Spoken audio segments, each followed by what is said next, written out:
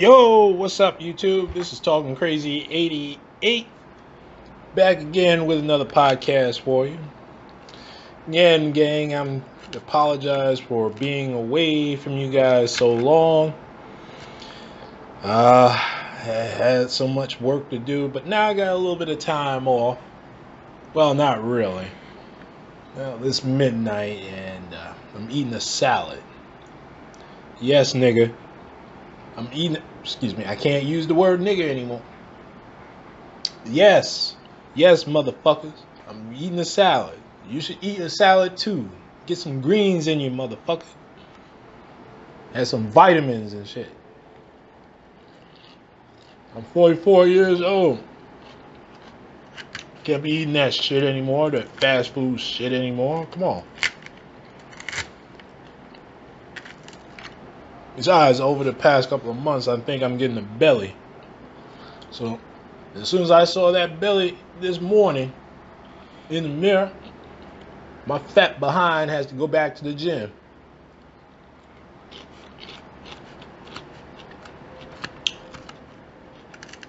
So anyway,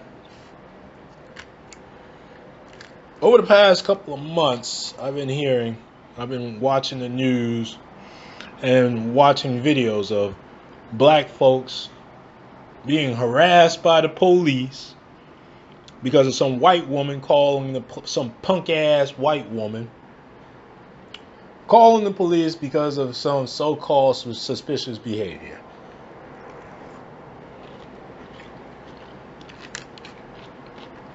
You could be doing work in the neighborhood.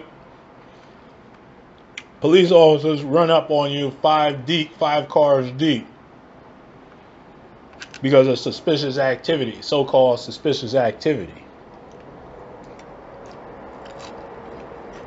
No crime was committed. Just suspicious activity. Now, I just want to know, what the fuck does that mean, suspicious activity? See, y'all motherfuckers got to start asking questions. What do you mean, officer, by suspicious activity? I don't understand.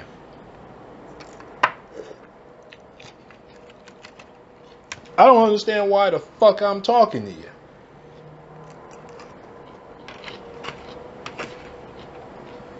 See, we don't ask questions like that. We get scared. We get nervous. We start cooning in front of the officer. But that's okay, because that's what I was trained to do. I was trained to coon in front of my officers. Although my parents didn't call it cooning, it was really surviving. Because it's a shame that in America, in this country, maybe around the world, but in this country, black folks who comprise almost 12 to 15% of the population has to survive, while the dominant society, they're just living. All right? Now, I don't give a fuck about the Chinese, the Chinks, the Spics, the Hindus, the half-breeds, especially the half-breeds that are involved, that are the result of a tragic arrangement. You know, like a bed wench and a white man, or a bed buck coon and a white woman. All right? Hey, I'm going to be honest with y'all. Y'all shouldn't be even dealing with these people sexually. All right? Business-wise, different. You should deal with the dominant society on a business level. All right? But as for socially, no. Hell no. Sexually, hell no. And y'all shouldn't even be living in their neighborhoods. The fuck is wrong with y'all? See, here's the thing, gang. I can understand gentrification, where you got the white supremacists moving into black neighborhoods with their whole mindset of living in a white neighborhood. All right, They want to turn Oakland, California into a white neighborhood. That's what it's going to be like in a few years. I've been to Oakland. All right. I've been to Oakland. All right. It was like 15 years ago when I had to visit some friends up there. Lovely city. I like the city. But here's the reason why it's being gentrified, people. Because it's been in the works for the last 10, 15 years that white folks were coming back to Oakland. It was never really a black city, gang. It became black when the white trash were moving out. White flight. When niggas were moving in, black folks were moving in, the white trash was moving out. Same thing. They moved into the suburbs of the Bay Area. Same here in New York City. New York City was predominantly black and Puerto Rican, and mixed with other cultures. Until 15 years ago, white folks were moving back in. White folks were moving back into Bed-Stuy, Fort Greene, Bushwick. These were neighborhoods that were notoriously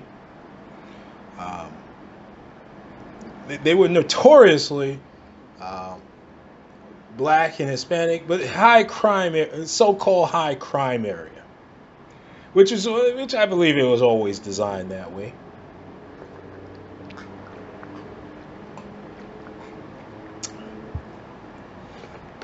You deprive a group of people economically and then castigate it as a poor neighborhood. Fuck, I live in a poor neighborhood. All right, I live in a hood. You wouldn't believe it, but I live in the hood. They ain't gentrifying this motherfucker anytime soon. It'll take another 30 years before this area becomes white again. This was a white Italian neighborhood 80 years ago. But white people are not coming back. They're not coming back anytime soon unless they're being really priced out of the city. But anyway, with that said, there was a brother. I'm looking in the New York Daily News. It is surprisingly in the New York Daily News is reporting on an incident that happened in Ohio. All right, this was a suburb of Columbus, Ohio, where a young black male was delivering newspapers. All right, this is something that a lot of y'all have done when y'all was little boys and girls. All right, this is how y'all earn y'all little money for your video games, your candy, your trips, your shoes, your school clothes, your summer clothes, whatever. You're making your own money. You work. You are developing a work ethic. And it's a shame. And I'm reading this article, and it's a shame that one of the white neighbors, I say it's a white woman because 9 times out of 10. Usually white women are calling the police on black folks. Okay? Because of suspicious behavior. Hell, a white woman called the police on a brother who was moving into his apartment in the Upper West Side. And he used to work for Obama.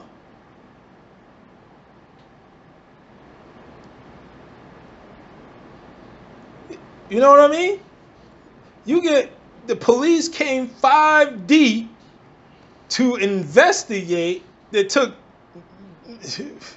about 30 minutes to an hour to investigate that this brother was actually moving in to his own goddamn apartment. He wasn't moving out. He was moving in. But anyway, this young brother out in Ohio was pretty much on his job. Okay? He made a mistake of delivering papers to the wrong neighborhood. All right?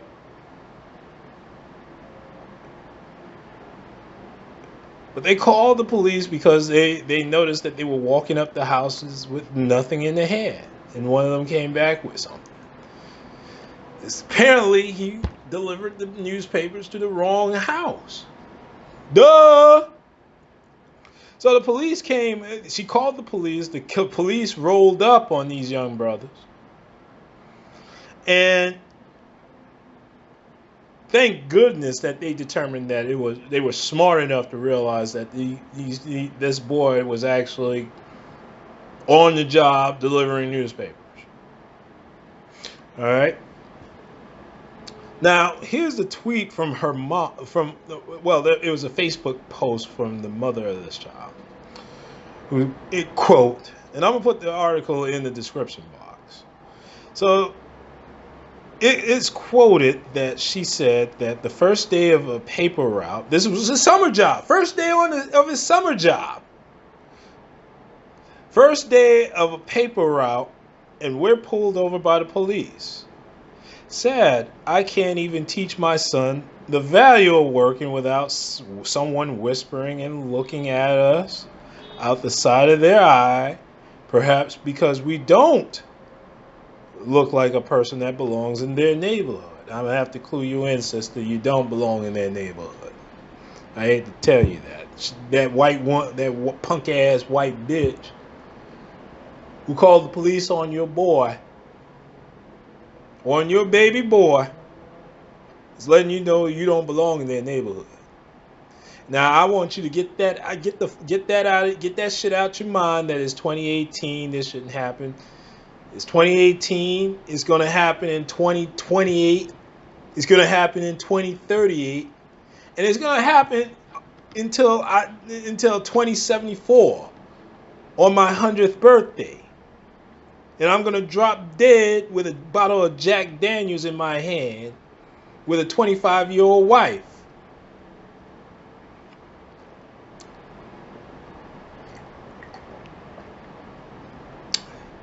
But it's still going to happen. I hate to break it to you, sister. This is going to happen again. This is going to happen to your boy more often than you can shake a stick at.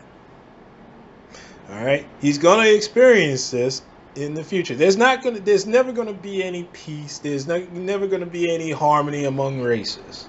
So let's get that out of I'm starting to see that 44 years living on this planet, and as cynical as I am, I'm starting to believe that this system is just way too. It's running way too running well as a well-oiled machine, baby. That's how white supremacy is operating, people. This is going to happen again. But let me go ahead and finish the quote. The police officer pulls up and asks us questions as if we were intruding in their area. Of course you were intruding in their area. Totally disgusted and disturbed that this kind of behavior still exists. And then she quotes, "My apologies, Upper Arlington, for bringing my 12-year-old African-American son into your neighborhood to deliver the paper and make a few dollars on the side. No harm intended. I will make sure my boss changes his route." You know, I hate to tell you all this, but I think this sister did the right thing by pulling her son out of that neighborhood from delivering papers. This was a dangerous situation, people. This was more dangerous. See, people, when you're up there in a white neighborhood as a black man, that's even more dangerous than walking around in the hood. I feel safer walking around the hood than walking around a white neighborhood or driving around in the white neighborhood, even if I knew the people that were living in that neighborhood. It's not safe for a black man because you can get jammed up by the police. The neighbors could call the police on you. have you jammed up. There was a brother named Harvey Superboy, and I remember this story. I used to listen to him all the time. I just stopped listening to the brother because, you know, everything he says is racism. Everything, every story, everybody that he reports on is a racist. Of course, no shit, Sherlock. If you're white, you automatically are a racist. I'm sorry, it's in your DNA. I mean, you can control it, but you certainly can never be totally 100% non-racist. I'm sorry, I can't believe that. I can't believe that, because here's why I don't believe it. Because let me tell you something. White people could have put a stop to this a long time of calling the police on black folks. They could have put in a bill in the legislature, local, and the federal level, state, local, state, and federal level, put in the legislature to make it a felony to call to create a false report on someone that results in the death of that person. See, there was another guy named John Felix who I stumbled upon his videos, and he was hilarious. This motherfucker is hilarious, man. About how he's berating these police officers for, for the police officers having him to show ID to enter in his own neighborhood because of a sinkhole down in Florida. And then when he embarrasses the police, they retaliate by citing him for bullshit tickets. It was hilarious, but it showed the corruption of these police officers. You know, they're no friend. Police officers are no friends to anybody. Okay, black, white, spick, black, cracker, spick, chink. They're no friends of yours. Okay? So I don't really give a fuck about police. That's the police are a common enemy to me. I hear a lot of reports of white people getting harassed, chinks getting harassed, spicks getting harassed, crackers getting harassed by the police. That's all they do is dig in your pocket. That's it. And harass you on they harass black folks on bullshit. All right? They just fuck with everybody else differently. But they'll fuck with you.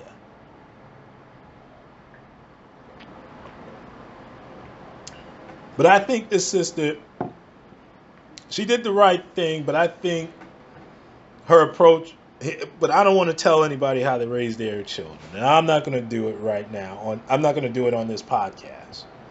But I will just say this. Your boy is going to go through hell because of his dark skin. He may be light-skinned, but to the white man, he's a dark-skinned man, nigga. You're nothing but a nigga in this country. So as long as he's going to go out to work, apply for jobs, get denied for jobs, and when he does get a job, it's going to be the shittiest job that he ever had, and they're going to fuck with him until if he ever rise up the ranks in his position or in the job, they're going to find a way to get him the fuck out of there, because the CEO's nephew or son is going to want his job. You see what I'm saying? So it's never going to change. Black folks getting harassed on the job is never going to change, people.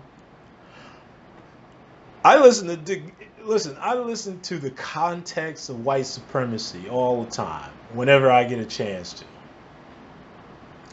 And my favorite segment, my favorite shows, it's not a show, it's a broadcast.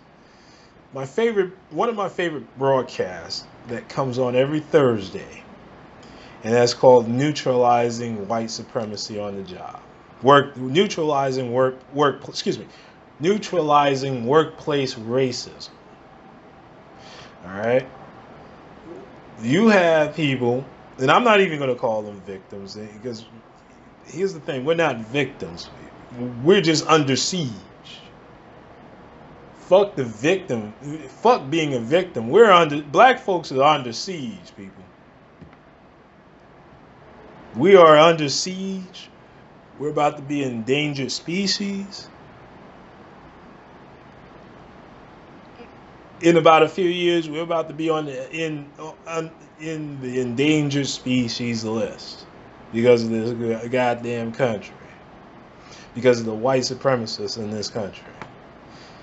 People say that the white supremacy is dying, and if it does die, there's still gonna be white people controlling this country, niggas, motherfuckers. So don't get too excited if the whole country becomes 50% brown. I don't give a fuck. See, here's the thing, people. I don't give a fuck about the Spicks, the shit-stained Mexicans.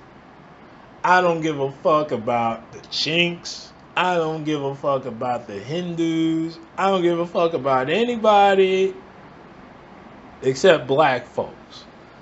And when I talk to my brother Rich, man, he was like saying I mean, I hate to say it, but black folks, I mean, I'm not gonna say too. Here's what I say about this. Whenever I say fuck everybody else except black folks, there's always got to be some black man or black woman to counter. Instead of just saying, yeah, fuck everybody else except black people, we should be in unison by saying fuck everybody else except black people. You know, Dr. Claude Anderson devoted his life educating black folks, giving black folks the blueprint of being self-sufficient, working together. But all you motherfuckers just want to go out there and get these college degrees, which don't mean shit. Especially if you're getting these degrees to go get a job. If you're getting these degrees, if you're getting a college degree to get a job, you're wasting your time.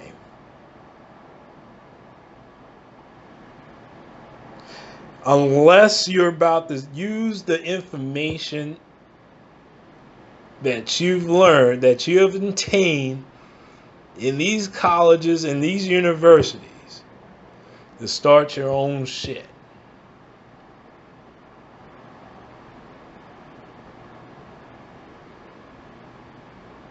Fuck a job. See, if more black folks with all these goddamn college degrees and bragging about, well, I gotta have somebody on my level because if a black man doesn't have a college degree, he ain't on my level. Bitch, please. Bitch, please.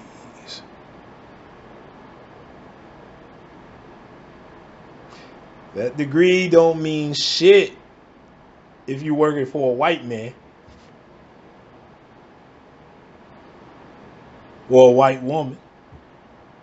You're not working for yourself. On my job, man, I see the CEO of the company that I work for. Now he's a goofy looking motherfucker. But he managed to create a business model where he can pass that shit on to his children, to his children, and possibly his grandchildren working for the firm. He's a goofy little nigga. He ain't a nigga, but he's just goofy.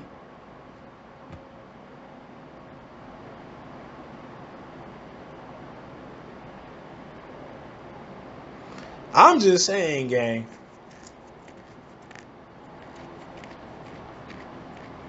This sister here with their son.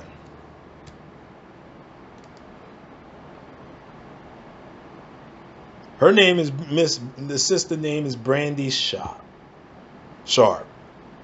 And the young brother, the young lion's name is Uriah Sharp. Getting harassed by the police at a young age. This is a lesson for him. This should be a lesson for him. That, okay, nothing has changed in society. Let me tell you something, people. When you walking through a neighborhood that you're not familiar with, be prepared to, either get the police called on you, or get shot, or get shot at. Because like this brother up in Michigan, this young brother up in Michigan. Now he was raised by one of those idiotic black single mothers. Now she took his phone away from him. He overslept and missed the bus to go to school. All right? He missed the bus, but he ended up wandering around a neighborhood which he's not familiar with. So he decides to knock on the door, and it happens to be the wrong white person's door, where the white woman, again, keep in mind, people, white women are dangerous, people. White woman acting a fool, saying that there's going to be calling on to her husband to get the gun. It's going to be a house invasion. A nigger's at my door trying to rob me. Get the gun. The young brother ran. And this idiot, this white supremacist asshole, decides to shoot at this brother while he was running away. Thank God he missed. Or else it'll be another dead child. But you want to know something? Thank goodness. But in Michigan, they don't play that, people. Shooting at children and missing. You were supposed to hit him. And even if you did, you're going to prison. Now, the white supremacists are doing everything they can to keep this asshole out of prison. But he's going to be convicted because there was no justification for him to shoot at this 16-year-old boy, where the only thing he did was knock on the door to ask for directions to get to school. Dumbass. First of all, his mother is dumbass. Taking his phone away, not getting him prepared for school. Understand that you got to work, but hey, you brought these children into this world. And number two, this parent is a dumbass by not sitting down and educating the children about the area that you're living in. See, when I was growing up, I grew up in the Norwood section of the Bronx during the 80s. I grew up in Tracy Towers. All right? Lived there for a number of years during the 80s. I remember when that whole neighborhood, before it became all Dominicans and niggers and Dominicans and Dominican niggers. All right? It was primarily white Irish and Italian. All right? Down on Van Cortlandt Avenue East, you make a left turn on Villa Avenue. Now, Villa Avenue used to be a corridor all the way that stretched from Van Cortlandt Avenue East all the way down to Bedford Park Boulevard. And it used to be an Italian neighborhood. Nothing but Guineas used to live during that corridor. And there's still a few that's still there. All right. But now there's nothing but niggers and spicks living there, living in that corridor. All right. My mother and I used to go to the public library, the Van Cortlandt Public Library on Cedric Avenue. So I would walk all the way down to Cedric Avenue to the Van Cortlandt area, park area, which is right on the borders of Riverdale, South Riverdale, which is also a white neighborhood. And my mother used to stress to me, talking crazy, be very careful walking around that neighborhood going to the library. And I never understood why until now, until I became a young adult. And I understood that there was a lot of niggers, white niggers, a lot of predators looking at, and also a lot of predators, sexual predators, looking at young boy, trying to feel on young boys' asses. I had to watch out for that. At 10 years old, walking with my brother to the public library. It was not uncommon, but that's something we had to watch out for. Or walking up the Jerome Avenue to the Optimos candy store where it used to be owned by some white supremacists. All right. When I was walking into that store one day to look at some comic books, I had this white woman who was the owner step in front of me asking me, "Can I help you?" And I just walked out the store and said, "Fuck you, bitch." They would do some racist shit up in that store. I had to learn the hard way. I learned the lesson as a young boy too, just like this young man did. You're going to learn. Children are going to learn about racism long before you even teach them. So it's better to just sit down and talk to these children and tell them, look, this is what's going to happen as a young black man and a young black woman in this country, living in this neighborhood, living in certain neighborhoods. You're going to get fucked with. If you live in the hood, you're going to get fucked with by the police. If you live in a white neighborhood, you're going to get fucked with by the police. Isn't that ironic? Isn't that fucking ironic? And it doesn't end when you're a young boy. It doesn't end when you're an adult. Because up in Briarcliff Manor, I believe, the son of Earl Graves, who still owns Black Enterprise magazine. He was running for the train to go to the city at the Metro North station. And he got tackled and beaten up by some Briarcliff Manor police. Okay? It doesn't end, and they had money. He was a nigga that had money. It's never going to end, people. Like I said before, 2018, shouldn't surprise you in 2018 that this shit goes on. It's never going to end. Quite frankly, we're still going to be talking about this shit in 2028, 2038, 2048, up until 2074 when I drop dead.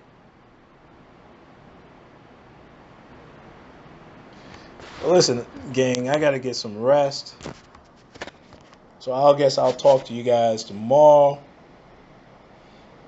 I wish I could say I'm going to say be safe, be careful out there, but I don't know. Every time I turn on YouTube or look at the news or look at Twitter or my Twitter feed, there's some shit that's going down with black folks, people. But nevertheless, this is Talking Crazy 88, and I am out of here. And black folks, let's be careful out there, okay?